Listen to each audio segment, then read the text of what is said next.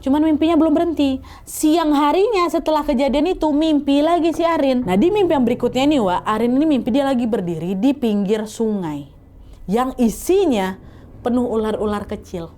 Ya, gak lama kemudian muncul tuh sesosok wanita setengah ular yang kali ini menunjukkan wajahnya secara jelas. Di mimpi sebelum-sebelumnya kan nggak kelihatan jelas kan wajahnya, cuman di sini jelas dia. Wah, hidungnya mancung, kulitnya putih, matanya mirip mata ular tapi terus dagunya bersisik hijau. Dan yang paling mencolok, rambut wanita itu digulung dengan konde berbentuk kepala kobra, Wak.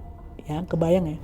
Belum sempat bereaksi, sosok itu pun mendekat ke si Arin dan bilang, "Aku iri sama ibumu. Kalau aku nggak dijadikan tumbal, mungkin aku juga bisa punya anak."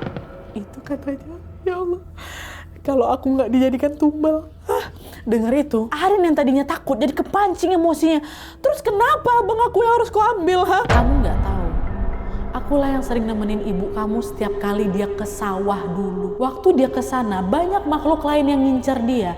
Tapi aku yang jaga. Dan lama-lama aku tertarik sama bayi dalam kandungannya karena wangi tubuhnya menarik perhatianku.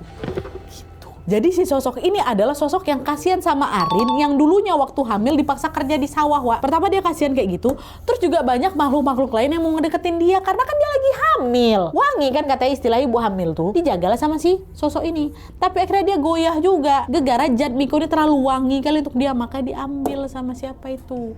Gitu. Ditanya balik lah sama si Arin kan, kalau kau memang udah ngambil abang aku untuk nemenin kau, kenapa aku juga masih harus muncul di mimpi aku? Jawab lagi, karena itu janji aku sama ibumu. Aku bakal ngelindungin kamu dan juga anak-anakmu. Ular putih itu adalah penjaga yang membawa keberuntungan dan welas asih. Dan setelah ngomong kayak gitu, wanita itu pun berjalan pelan dan tiba-tiba menceburkan dirinya ke sungai dan hilang gitu.